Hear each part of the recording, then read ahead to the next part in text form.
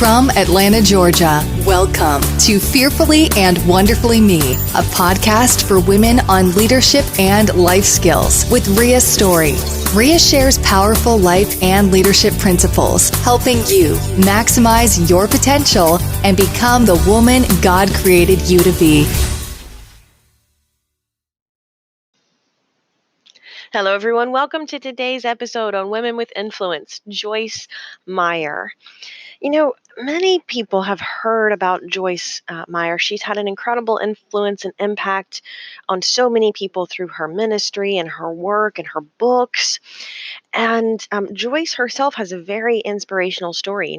She was sexually abused by her father. She was a victim of incest from a very young age, all up until she left home.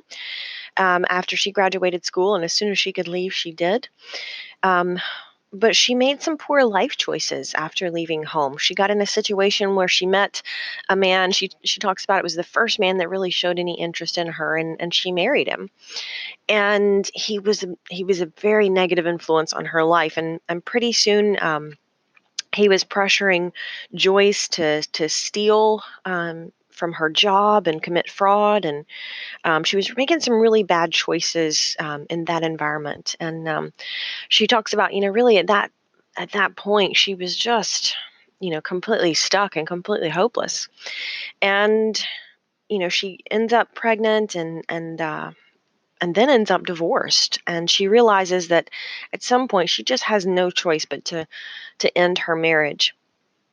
Because the man she was married to was just really such a bad influence and a bad person and a bad influence on her, and taking her down the path that she really didn't want to go. And, Joyce goes on to, start making some better choices, and she gets remarried and has another child and then another child. And I read her biography by Richard Young, probably last year, I think, because I wanted to learn more about Joyce Meyer. She's had incredible impact and influence over so many people, and I really, I knew a little bit about her story, but not a lot. So I wanted to read her biography. And when I did, I didn't realize, it was many years into her second marriage before she actually had the vision for her ministry. And her biography talks about those first early years of her second marriage were really, really tough, because Joyce still carried so much baggage from growing up as a victim of incest and sexual abuse, and then, there again, some wounds from that in her past, and then wounds from her first marriage and some bad choices that she'd made, and really she wasn't in a place to, you know, be an inspiration to others. She wasn't someone with a lot of influence at that point. I mean, at that point, she really didn't even know that she just had such a wound in her own heart. And she was, at this point in her, several years into her marriage, she was a believer, but she really wasn't able to lead herself very effectively yet. Still making bad choices, still blowing up when things went wrong, yelling, getting frustrated with the kids and frustrated with her husband. And, their family life was just full of just turmoil and, constant tension. And what was interesting about it is that Joyce really thought that it was her second husband. She thought it was his fault. And so, there's a chapter in the book that talks about she starts praying for God to change her husband. She starts praying, thinking he's the problem the whole time. She's externalizing all of the blame for the problems in their marriage and the problems in their lives. And she starts praying. She's like, God, if you'll just change him, it'll impact us all in a much better way. And she keeps praying and keeps praying. God, if you'll just help him, if you'll just help him improve, things will get better. And one day after she's prayed this, she hears the Lord speak to her and say, the problem isn't Dave. And she realizes it's not Dave that's the problem. She realizes that she was the problem. And I think the leadership trait that that she's exhibiting here and realizing that Dave wasn't the problem and the source for all of the problems in their marriage is humility. It takes a lot of humility for us to realize that we're not always the problem or the one to blame. Now, here's the thing: we as humans tend to externalize blame because it's easy. When we start blaming someone or someone else, when we start embracing, I've talked about it before, a victim mindset, it's easy to do that and just say it's the other person's fault. When you get in a fight with somebody, maybe you and your husband just have a difference of opinion, and sometimes it's just little things, but for whatever reason it escalates, and then suddenly you're like, man, if he hadn't have said that, he hurt my feelings, he made me mad. It's his, listen to the words, he made me mad. It's his fault. He hurt my feelings. And we tend to do that as people. We tend to do that just naturally in the blink of an eye. We don't even realize it a lot of times. But when we have enough humility to realize we certainly influenced the situation, we have the ability to step back and say, you know what? It's not necessarily the other person's fault 100%. What can I do to impact the situation? Now, I'm not saying that other people don't make mistakes or don't say things or do things that they shouldn't. I'm not saying that at all. But what I am saying is that we should focus on how we respond in those situations, because rarely we look inside for the solution. We tend to just externalize everyone and say they're the blame for the person um, that we are, and we do that, we as people.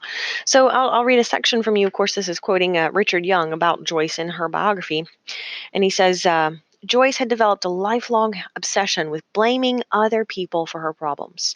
Whether it was her mother and father, her ex-husband, her difficult children, or even Dave, her husband, Joyce rarely looked within for the solution to her problems. In her mind, others were to blame for the fact that she was not the person she wished she could be. And with this realization that she was the problem, God was telling her that Dave wasn't the problem completely. Joyce was being told to stop blaming Dave for her lack of spiritual development.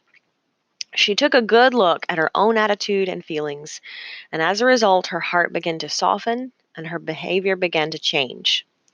As groundbreaking as this was, it was just the beginning of what God had in store for Joyce Meyer. And I think, we can see that. We can see that throughout her life, Joyce went on to do incredible work and still is. In her ministry, through her books and writing and speaking.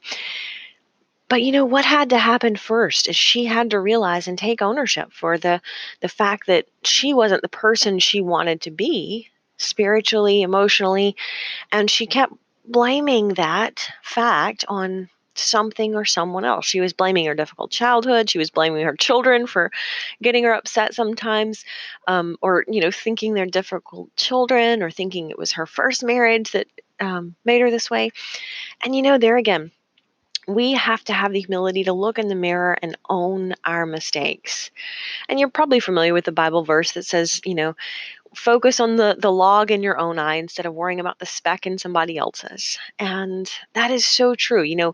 We tend to look at everyone and we judge other people by their actions, and we judge ourselves by our intentions.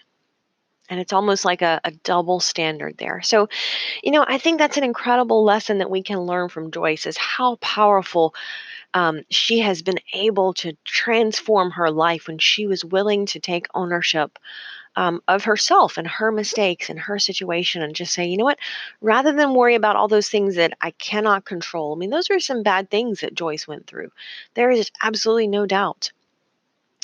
But rather than focus on the bad things that have happened and blame them for why I cannot be the person I want to be, let me look in the mirror and say, gosh, how can I be focusing on what I need to do to improve? And I think when we do that, that's really what helps us reach our potential.